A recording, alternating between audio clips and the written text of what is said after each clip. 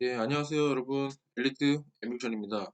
오늘은 엘리트 앰비션의 첫 번째 투자 이야기에 대해서 좀 얘기를 해보려고 합니다. 이건 제 이야기입니다.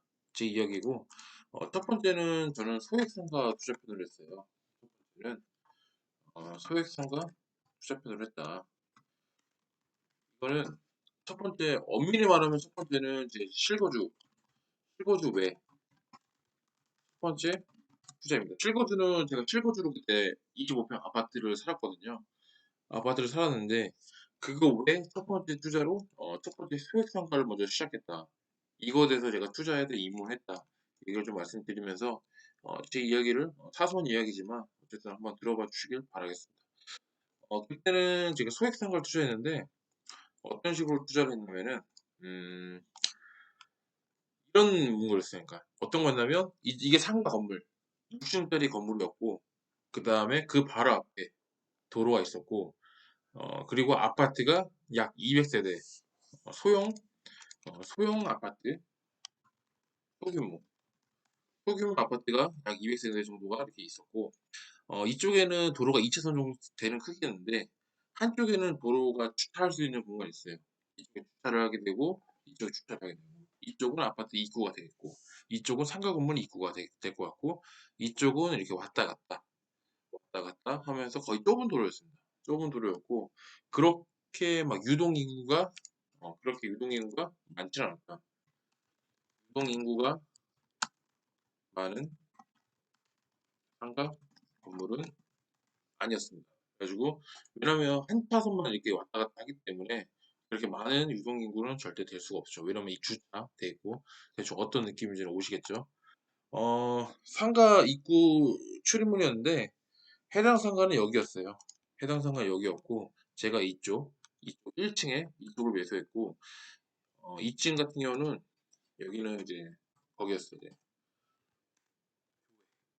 6층 전체가 전층이 다 교회였고 이쪽은 학원 그다음에 여기는 이제 뭐 법무사, 세무사, 사무실 이런 식으로 썼었고 그다음에 3층 같은 경우는 일반적인 그냥 사무실로 돼 있고 2층 같은 경우도 여기도 뭐 학원 뭐 기타 그런 게 있었고 이쪽은 이제 치킨 그다음에 여기는 떡집 그다음에 여기도 이런 식으로 돼 있었던 것 같아요. 이런 식이 되는 상가였는데 이쪽 상가는 마침 때마침 공실이었다 라고 본 거죠. 근데 해당 상가는 어쨌든 유동 인구가 많지는 않았다. 예, 많지는 않았다. 그런 점에 좀 포인트를 뒀으면 좋겠어요. 그래서 어쨌든 가격은 어차피 여러분들 아시겠지만 투자에 잡았을 때 가격은 거짓말 하지 않는다. 네, 그만큼 유동인구가 적고 그만큼 이제 상가가 좀 약간 위치적으로 외진들이 건물이 있다 보니까 해당 상가가 좀 쌌습니다. 한번 말씀드릴게요.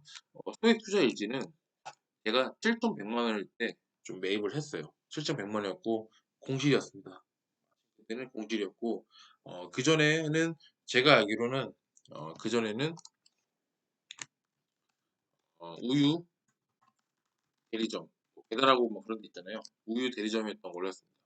전에 전, 전에는 우유 대리점 배달했는데 그걸 공실할 때 제가 매입을 했습니다. 상가의 규모는 약 13평 정도 나온 크기였고 2년 후에 매도해서 9천만 원에 매도를 했습니다. 그래가지고 보유 기간 동안은 제가 월세를 500에 30, 보증금 500에 월세 35만 원 이렇게 받았었고 월세에 대한 수익률은 제가 35만 원 곱하기 1년 12달을 했을 때 연 420만 원이 나와요. 연 420만 원이 나오는데 수익률을 계산해 보려면 제가 실전 100만 원 사고 보증금 500만 원 받았잖아요. 그래서 6,600만 원. 그래서 420 나누기 6,600 했을 때 연 수익률이 약 6.3%, 6.3% 정도 나오니까 어쨌든 은행 이자보다는 좀 괜찮죠. 괜찮고 해서 그렇게 좀 시작을 했습니다. 그리고 시세 차익 결론만 말씀드리면은 월세가 어쨌든 22개월, 공실이 좀 한 달 반 정도 나왔어요. 한 달 반 정도 있고, 한 달 반 정도 이후에 그 분이 이제 새로 들어왔었고, 그 다음에 한 반달 반 정도는, 보름 정도는 인테리어 공실 때문에 서비스 기간을 드렸습니다. 서비스 기간을 드렸고, 한 달 반 정도는 정확히 공실이었고, 왜냐면 새로운 이제 임차인 그 세입자를 맞추는 과정에서 그 정도 공백은 있었습니다. 그리고 22개월에 대한 월세는 35만 원 곱하기 22는 770만 원 이렇게 됐었고, 시세 차익은 1,900만 원 정도 됐습니다. 이거는 제가 뭐 별도로 봤을 때 약 대략 그래서 2,600 정도의 이제 시세 차익을 본 건데, 거기서 이제 뭐 양도세라든지 뭐 복비라든지 뭐 이런 것들은 제외하고 그런 것들 이제 말씀드린 부분이에요. 있었고, 투자에 대한 첫 번째 이유에 대해서 좀 말씀드릴게요. 이게 중요합니다. 그 당시에는 이제 25평대가 아파트에 실제 거주를 하고 있었어요. 실제 거주를 하고 있었는데, 그 당시 이제 대출원금 이자로 약 한 40만 원 정도 지출하고 있었어요. 제가 지출하고 있었는데, 그때 당시에 들었던 생각이 뭐냐면 40만 원을 내 돈 월급으로 내지 않고 남의 돈으로 한번 내기 한번 해보자. 남의 돈으로 한 40만 원을 내기 한번 해보자. 지출해보자. 약간 좀 놀부 마인드였는데, 그 당시에는 좀 그런 생각이 좀 강했어요. 근데 이 40만 원을 아끼면 이 40만 원이 모으면 1년에 480만 원 아닙니까? 대략 500 정도 되는 돈 가지고 제가 뭐 사고 싶은 것도 살 수 있고, 제가 놀러 가고 싶은 것도 놀러 갈 수 있고, 그렇게 할 수 있는 폭이 넓어지잖아요. 그렇게 해서 당시 모은 돈 3,100만 원 있었습니다. 제가 예금에 뭐 적금에 이런 식으로. 그래서 신용대출을 제가 땡겼습니다. 그래가지고 7,100만 원을 맞춘 거예요. 이렇게 해서 7,100만 원을 맞췄죠. 맞췄는데 어쨌든 간에 3,100만 원 모은 돈하고 신용대출 4,000만 원, 오히려 대출이 더 많았죠. 제가 모은 돈 3,100만 원보다. 그렇게 해가지고 7,100만 원을 투자를 했습니다. 그렇게 해가지고 약 3%, 4천만 원에 3%는 120만 원 아닙니까? 이건 이자가. 근데 한 12달로 나눠서 쪼개니까 한 달에 약 10만 원 정도 이렇게 비용이 발생하게 됐습니다. 근데 이제 월세는 어쨌든 35만 원 나왔잖아요. 35만 원 나왔는데 이거에 대해서 10만 원 냈을 때 저는 한 달에 25만 원 정도에 대한 수익이 생긴 거죠. 대출을 받았음에도 불구하고 이 정도의 수익이 생긴 거예요. 그래서 40만 원, 40만 원은 내가 이제 대출 원금 이자 냈을 때 약 40만 원 냈는데, 이 40만 원에서 25만 원 냈을 때 내가 실제로 월급으로 원래는 40만 원 냈었죠. 원래는 40만 원 냈었는데 이렇게 투자를 함으로써 인해 내가 25만 원이라는 돈을 세이브를 한 겁니다, 여러분.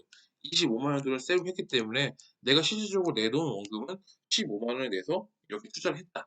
이런 생각으로 접근을 했던 거예요. 제가 첫 번째 이유는. 이거는 솔직히 뭐 잘했다 못했다 이걸 떠나서 제가 첫 번째 이럴 땐 그 당시 그렇게 했다.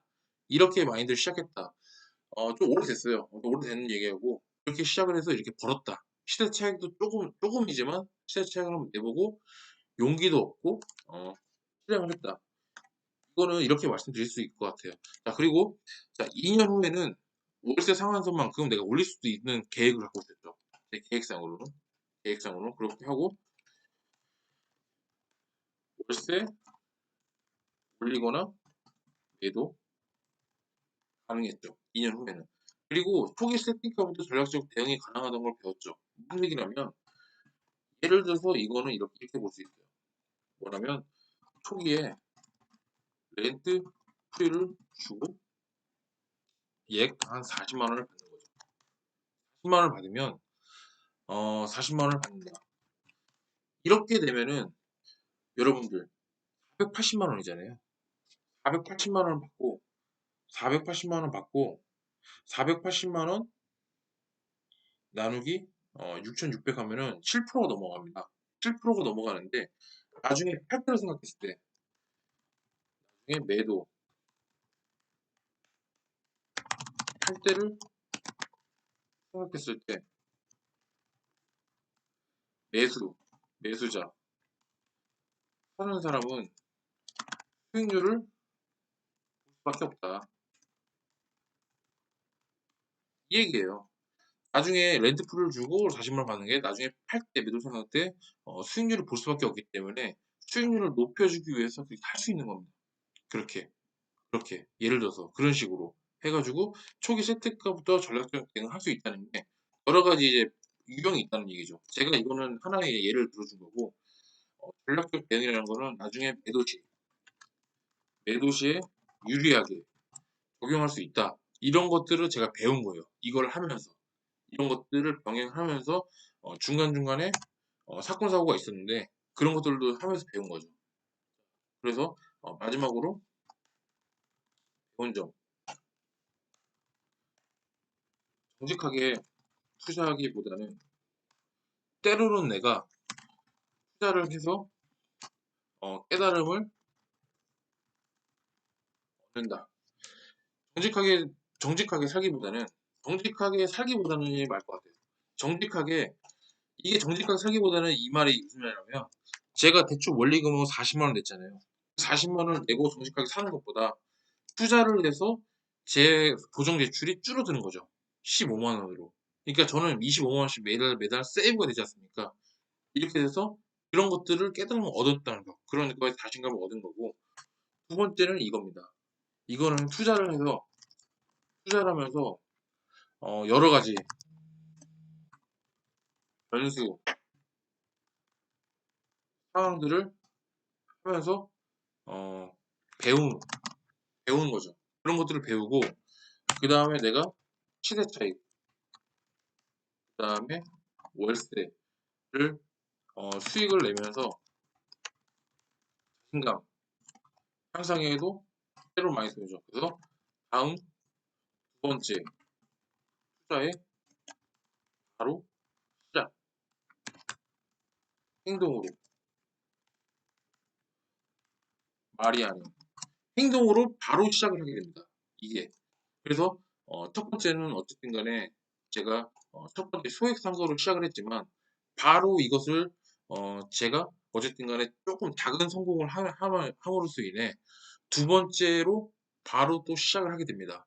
그래서 어쨌든 간에 제가 이런 부분을 배운 거죠. 여러 가지 뭐가 터졌다, 뭐가 안 된다 했을 때 공시를 때 어떻게 해야 되는지, 그 다음에 내가 팔 때는 어떻게 해야 되는지 이런 것들 상황들을 배우고 그 다음에 시세 차익은 어떻게 되는지, 월세 수익은 어떻게 되는지 이런 것들 배우면서 자신감이 쭉쭉 올라가는 거죠. 그래서 행동으로 무조건 밀어붙이는 거죠. 그다음부터는. 그래서 이런 것들에서 깨달음을 얻었다. 그래서 오늘은 어쨌든 제가 투자 활동에 있어서 이렇게 투자를 하면 이렇게 했었다. 그래서 그거에 대해서 좀 말씀을 드려봤어요. 그래서 어쨌든 여러분들 어, 그래도 제가 이렇게 투자를 했어? 했다는 거를 좀 알아주셨으면 좋겠고 여러분들도 여러분들만의 스토리가 있어요. 그래서 이런 예전의 과거의 경험들을 잘 살려서 여러분들만의 좀 비법으로 생활시켜서 좀 해줬으면 좋겠습니다. 어쨌든 오늘 영상 주셔서 감사하고 다음에는 제가 그 다음에 뭘 투자했는지 그런 것들을 좀 이어서 올리도록 하는 시간이 되도록 하겠습니다. 예, 감사합니다.